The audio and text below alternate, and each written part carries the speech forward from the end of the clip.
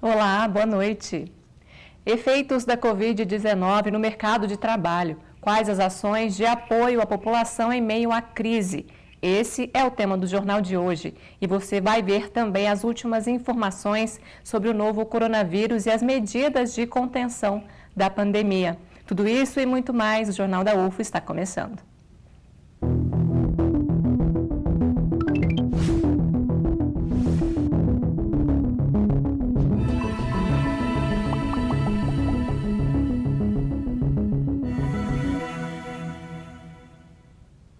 Estamos ao vivo também nas redes sociais da TV Universitária de Uberlândia. E vamos ao giro de notícias. Novas medidas estão sendo tomadas em Uberlândia para evitar a proliferação da Covid-19 na cidade. Entre elas, a flexibilização de horário de funcionamento do comércio e criação de um aplicativo para identificar a aglomeração de pessoas. Veja no boletim de Fernando Cunha. Boa noite a todos que acompanham a TV Universitária, aqui o Jornal da UFO, uma ótima semana a todos. E no último sábado, então, cerca de 170 pessoas foram agendadas e testadas nesta primeira ação que foi feita no estacionamento da Prefeitura de Uberlândia, em sistema de drive-thru, ou seja, a pessoa não sai do veículo para fazer o teste. É feita uma coleta de uma gota de sangue da pessoa, essa gota é colocada numa cápsula e os dados são enviados para um laboratório em Curitiba, no Paraná. De lá, um médico analisa e envia o resultado à Secretaria Municipal de Saúde e também por e-mail à pessoa que foi testada. E esse procedimento leva cerca de 15 minutos. O objetivo é descobrir pessoas que, mesmo sem sintomas da Covid-19, podem dar positivos e, dessa forma, saber como encaminhar essas pessoas para o sistema de saúde e também avaliar como é o desenvolvimento da cidade, o desenvolvimento do vírus na cidade de Uberlândia. E passou a valer a partir de hoje um novo modelo de escalonamento do horário do comércio e também do setor industrial, vinculado com o transporte público da cidade de Uberlândia. Ficou decidido após uma reunião realizada na última sexta-feira entre representantes da Prefeitura, entidades de classe dos setores comercial e industrial, Ministério Público Estadual e também o Ministério Público Federal. O objetivo é evitar a aglomeração de pessoas em horários de pico. Normalmente o horário que as pessoas estão no transporte coletivo para ir para o seu trabalho naquele mesmo horário. Então haverá uma flexibilização dos horários em caráter experimental. Então alguns setores devem começar as atividades entre 5 e 6 da manhã, outros setores entre 6 e 7, outros entre 7 e 8 da manhã, outros entre 8 e 9 da manhã e alguns setores a partir do meio-dia. E tem outros setores também que atuam 24 horas por dia. E aposentados e estudantes que usam gratuitamente o transporte público ou através de alguns descontos previstos em lei, deverão usar o transporte coletivo entre 9 e 4 da tarde e das 8 da noite à meia-noite. Mais informações sobre os setores e os respectivos horários do escalonamento você encontra no site da Prefeitura www.uberlandia.mg.gov.br. E o Ministério Público Estadual e o Ministério Público Federal, também na última sexta-feira, recomendaram à empresa de telefonia móvel aqui da cidade de Uberlândia a criação de um aplicativo gratuito para indicar setores onde há aglomeração de pessoas. Por sinais de telecomunicação, vai identificar aonde tem o maior número de pessoas para que quem tem o aplicativo evite chegar e frequentar esses lugares que estão com muita aglomeração de pessoas, com o objetivo, claro, de evitar a proliferação do novo coronavírus. Então, esse sistema vai funcionar para todos que usam aparelho celular, é um aplicativo que vai ser desenvolvido gratuitamente, e os custos da criação e da aplicação desse aplicativo serão distribuídos aí para todas as operadoras.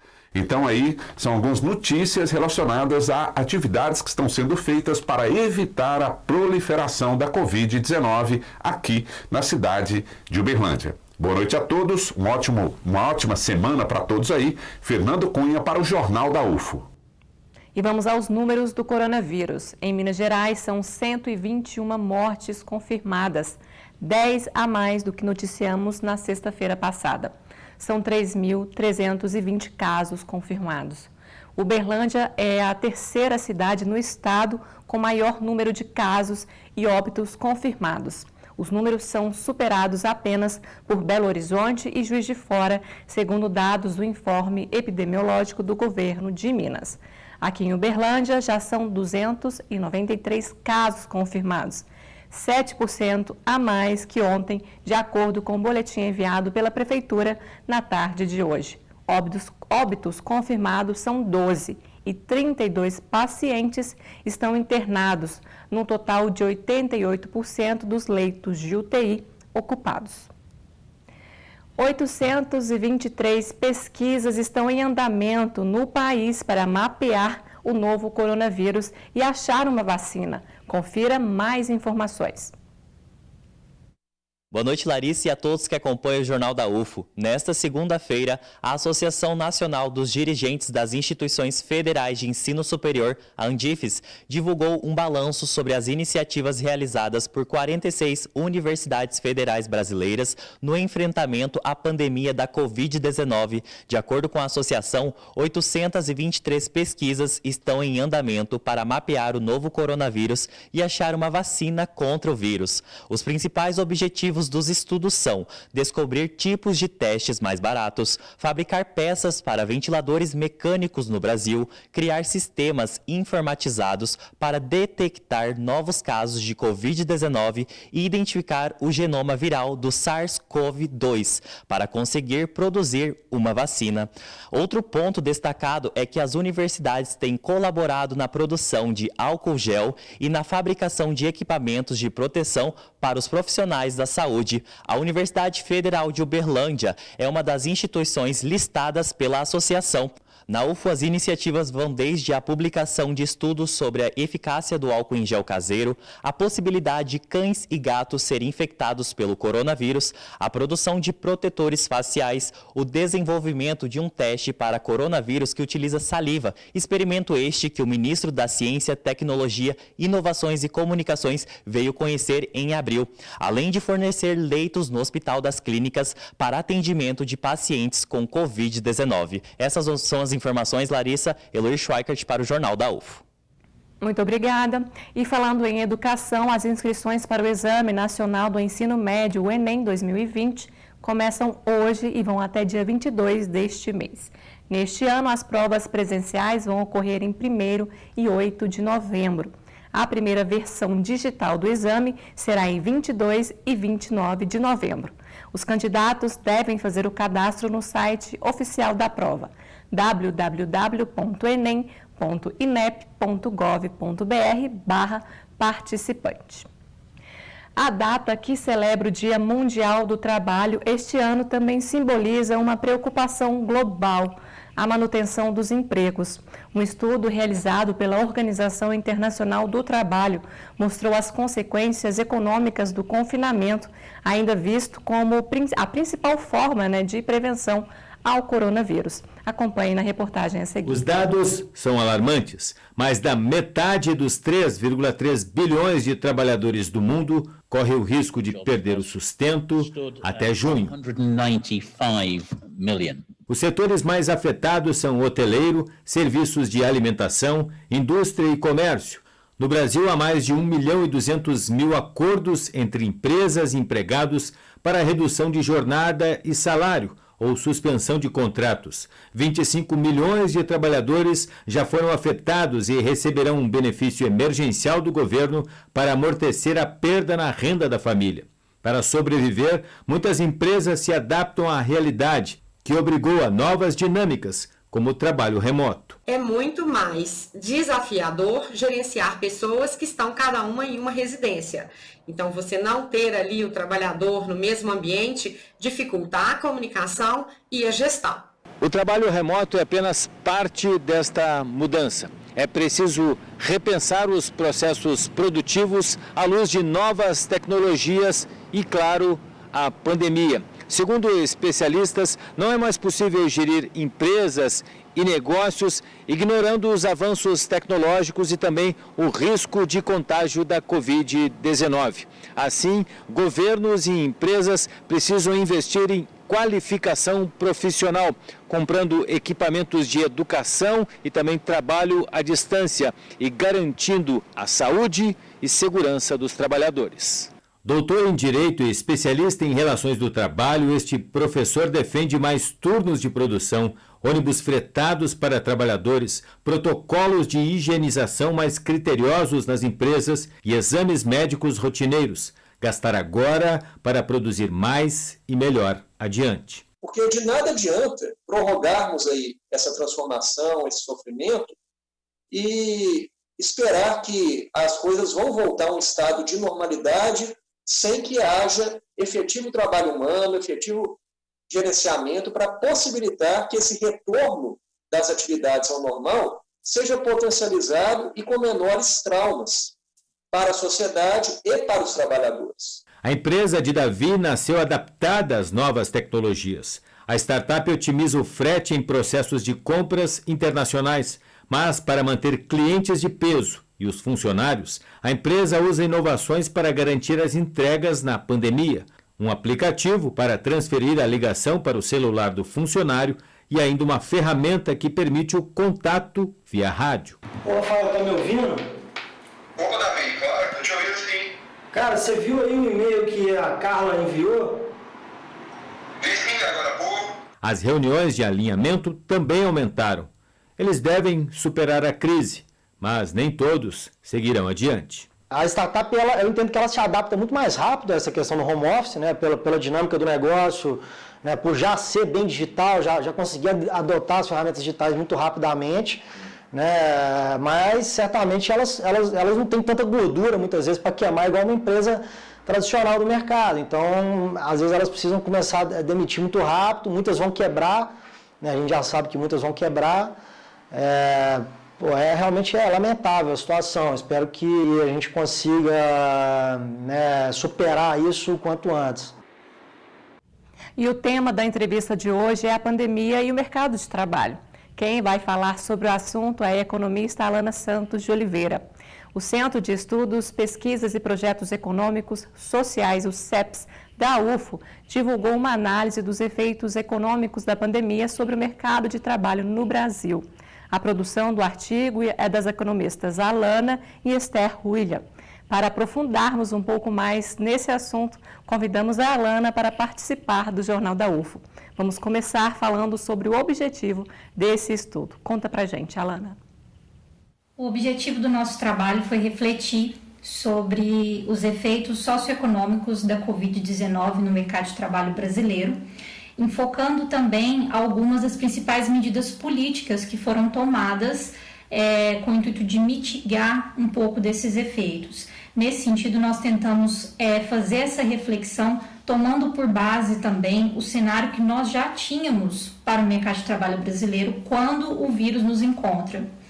E com relação às medidas, nós tentamos enfocar aquelas mais especificamente voltadas para o mercado de trabalho, já que esse texto para discussão que eu e Esther produzimos no âmbito do CEPS foi justamente para fazer referência ao Dia Internacional do Trabalhador.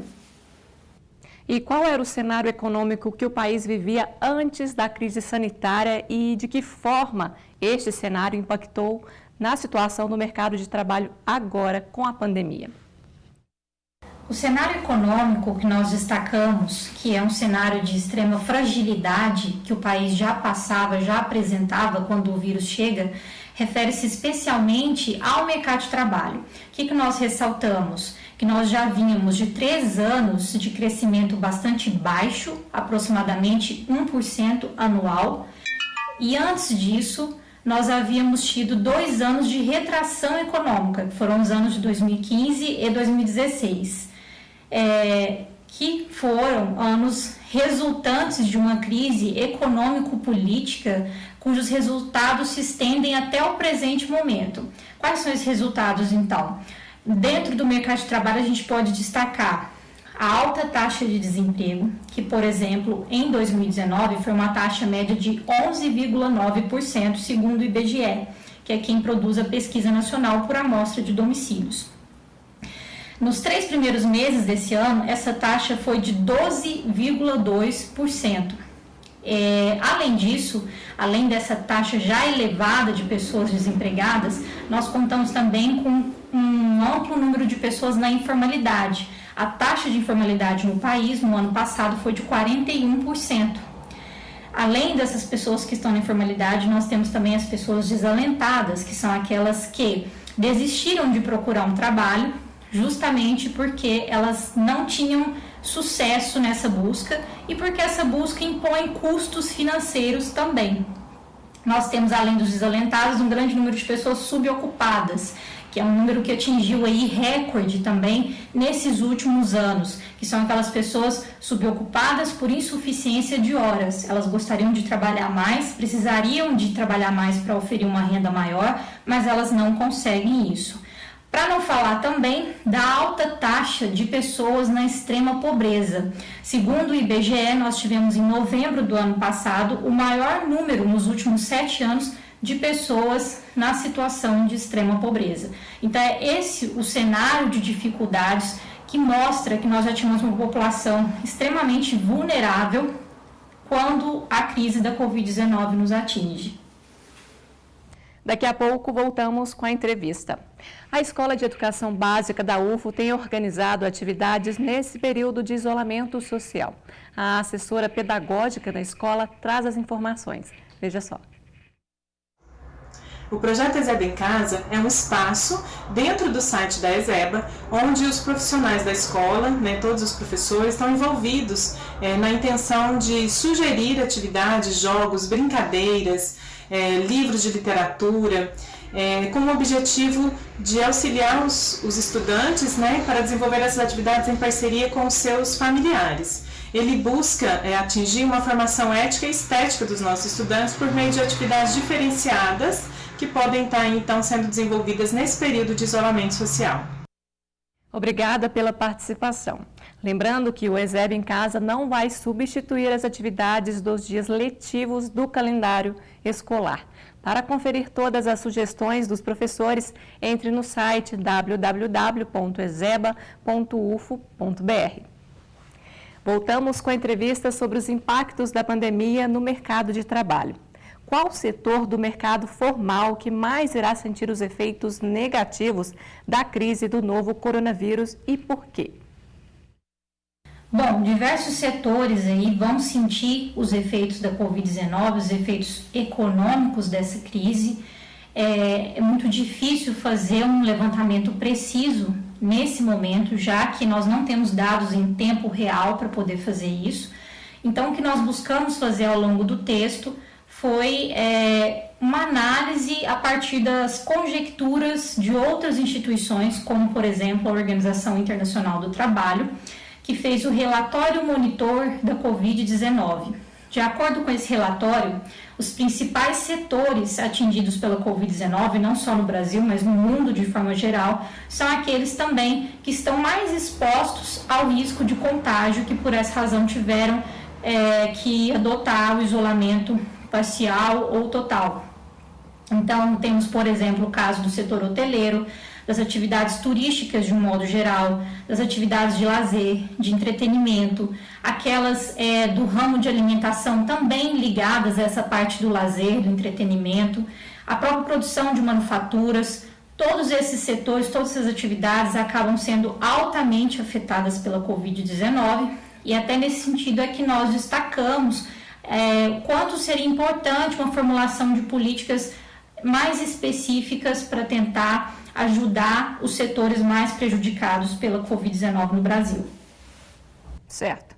Há algum tempo, o trabalho informal vem avançando entre a população. Com a pandemia, podemos dizer que esses trabalhadores são os mais afetados diante de tantas incertezas econômicas, Alana. Qual a sua análise? Com certeza, a população que se encontra no mercado de trabalho informal será já está sendo, né, a mais afetada, a mais duramente afetada por essa crise econômica da Covid-19, por se tratar de uma população mais vulnerável. E como nós destacamos, é uma população bastante relevante no caso brasileiro, se trata de 41% do nosso mercado de trabalho, são pessoas alocadas então no mercado informal e que não dispõem dos mesmos mecanismos de proteção, de seguridade que as pessoas que estão no mercado formal possuem nesse momento. Por essa razão que é tão importante medidas como, por exemplo, a da renda básica emergencial, e que nós tratamos ao longo do nosso texto, como forma de dar algum auxílio, alguma proteção para esse trabalhador informal. Essa medida, essa renda básica emergencial que havia sido proposta inicialmente em R$200 pelo governo, o que é notavelmente insuficiente para a subsistência dessas pessoas, ela acabou sendo aprovada em R$600 posteriormente, e também abrange um número maior de pessoas, de beneficiários, do que a priori o governo teria cogitado. A proposta inicial era para apenas atender os registrados, né, os cadastrados no cadastro único, e depois foi aprovado para pessoas que não estão no cadastro único também, expandindo consideravelmente essa população que terá acesso, que já está tendo acesso ao benefício. Vamos a mais uma pequena pausa na entrevista. Universitários da UFO criaram uma plataforma que desenvolve soluções tecnológicas para conectar trabalhadores a oportunidades de emprego. Com a crise no mercado de trabalho por causa da pandemia e o consequente desemprego, os membros da startup focaram no auxílio aos desempregados. Estes estudantes da UFO têm se reunido assim para organizarem a plataforma Free Many, criada inicialmente com o objetivo de ser útil para o mercado informal. A ideia é conectar pessoas e oportunidades dentro do mercado informal. Porque muitas vezes a gente esbarra em problemas tanto para quem contrata e para quem é contratado nesse mercado. Quem contrata, às vezes, contrata por indicação e não sabe pesquisar em algum lugar uma pessoa ideal para executar aquele serviço, aquele projeto. Então vai muito por indicação de quem já fez e já precisou desse tipo de serviço. E pessoas que oferecem esses serviços, muitas vezes não têm clientes, por não conseguir vender o seu produto, não conseguir ter um market share, né? E ficam travados por isso. Então a ideia era criar uma plataforma que conseguisse conciliar esses dois lados e ajudar tanto quem contrata e tanto quem oferece serviço, focado no mercado informal. Um estudo da Fundação Getúlio Vargas, divulgado em abril, mostra que a crise do coronavírus pode resultar na perda de aproximadamente 6 milhões de empregos. Além disso, a estimativa é que a taxa de desemprego chegue a 17,8%, um patamar recorde. Pensando nisso, o grupo concentrou esforços para ajudar os afetados pela crise. A gente estava num cenário muito delicado, a gente ainda está, né, um cenário muito delicado no Brasil e no mundo como um todo. Tendência aí de especialista é que a gente tenha mais de 20 milhões de desempregados no Brasil. Então a gente falou assim, cara, a gente precisa fazer alguma coisa, porque isso não afeta não só outras pessoas, mas também nós mesmos, nossas famílias. Então a gente teve essa iniciativa de ajudar pessoas a encontrarem oportunidades de emprego nesse cenário tão complicado.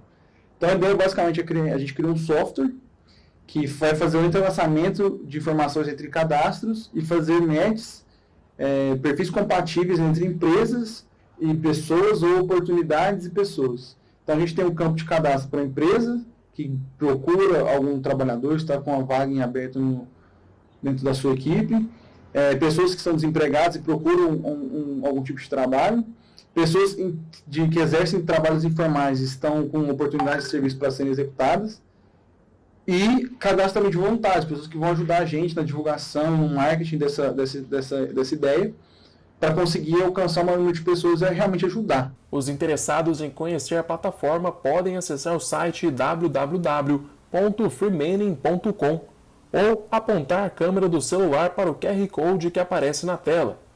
O banco de dados da página inicial oferece 4 opções.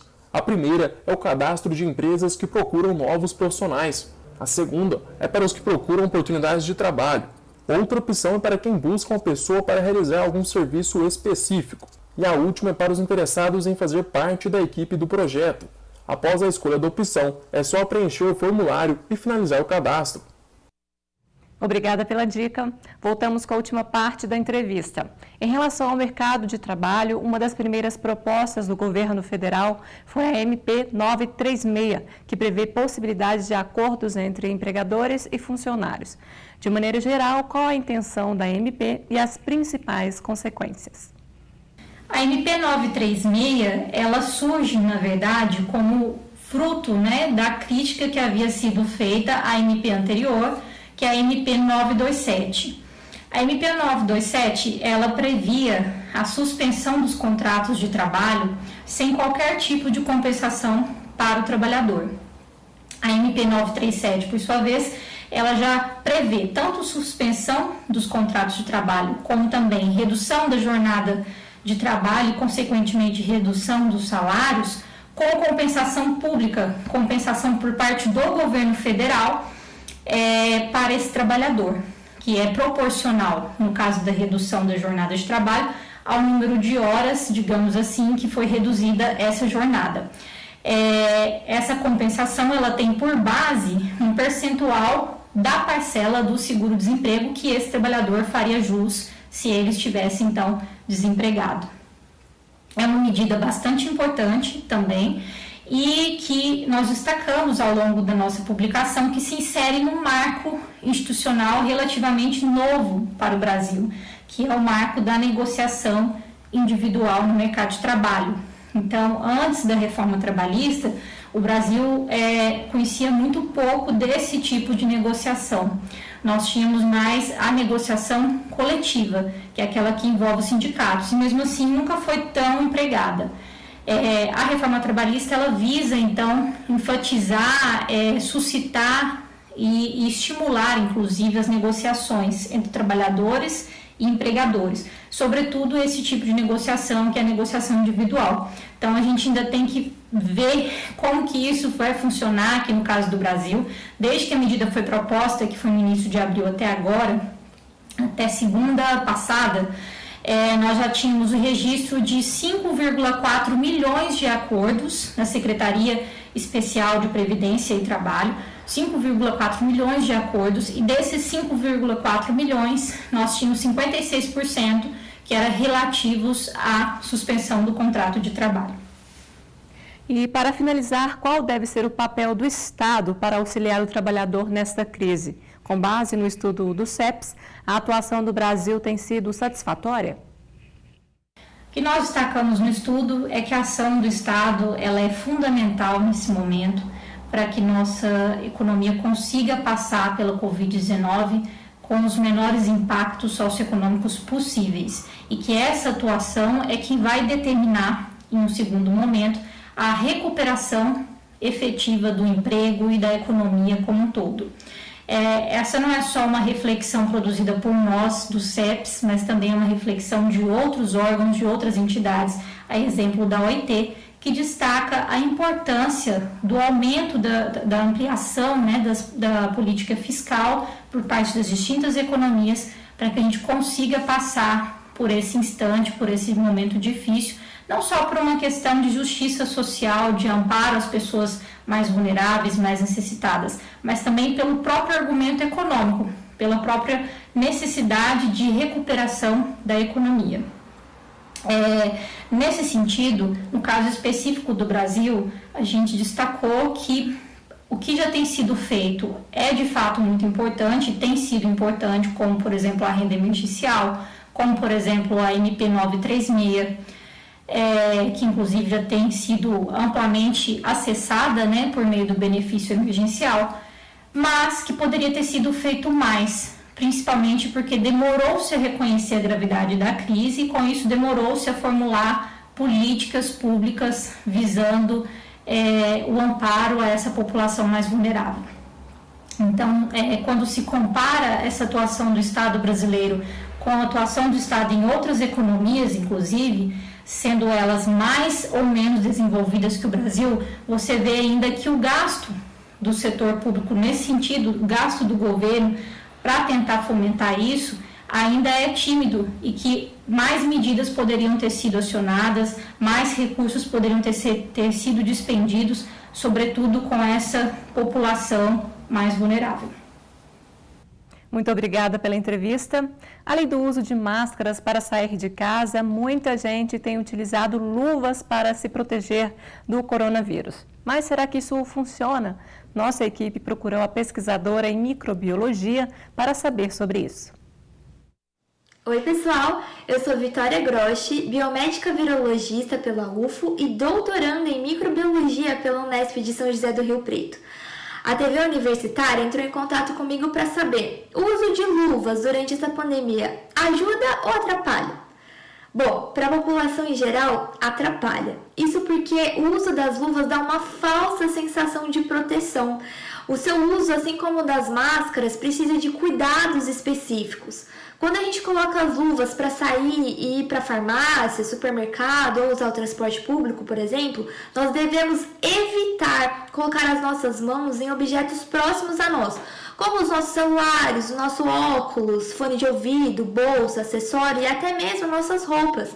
Isso porque aumenta aquilo que nós chamamos de taxa de infecção cruzada, ou seja, é a taxa de transmissão de micro-organismos de um lugar para o outro. Por exemplo, se eu saio da minha casa com as luvas e coloco as mãos em alguma superfície contaminada e vou ajeitar os meus óculos rapidinho, eu posso estar trazendo de volta para minha casa germes como coronavírus ou outros micro-organismos que causam doenças, infectando a mim mesmo ou alguém da minha família, mesmo tomando todos os cuidados possíveis. Segundo um estudo feito pelo CDC, que é o Centro de Controle e Prevenção de Doenças dos Estados Unidos, o coronavírus pode ficar vivo em superfícies de aço inox e plástico por até 3 dias. Sem falar que, de acordo com a Anvisa, o uso das luvas não isenta a higienização das nossas mãos com água e sabão. É importante a gente falar que as luvas descartáveis são materiais de EPI, ou seja, equipamentos de proteção individuais para profissionais que trabalham em procedimentos específicos nos hospitais ou nos laboratórios, por exemplo. Então, a dica essencial é: lave as suas mãos o tempo todo. Assim que puder, lava as suas mãos. E evita sair da sua casa. Mas, caso você precisar sair, deixe seu sapato para o lado de fora, higienize muito bem as maçanetas, as bolsas e sacolas ao entrar dentro de casa. E não se esqueça, lava as suas mãos. Estamos todos juntos na luta contra o coronavírus. Obrigada pela disponibilidade para participar do jornal. E a solidariedade não pode parar neste momento de pandemia. O Hospital de Clínicas da UFO precisa de muita ajuda para conseguir dar suporte para a população. A solidariedade é um princípio que nós temos na nossa Constituição Federal, que até hoje não foi muito assimilado pelos brasileiros. A Covid-19, como ela exige distanciamento social, isolamento, quarentena, ao mesmo tempo ela exige que tenhamos recursos necessários para EPIs. Esses EPIs são essenciais aí para os nossos idosos, nossos familiares. Imagine os nossos agentes de saúde expostos ao Covid-19. Então nós, através dessa campanha, nós estamos dando concretude, inaugurando uma nova fase para o sistema brasileiro, o sistema de saúde brasileiro, um sistema mais solidário, as relações sociais mais justas, mais equânimes, em que todos estão movidos por um só sentido: a vida, a saúde, a integridade, que são preceitos constitucionais de natureza máxima.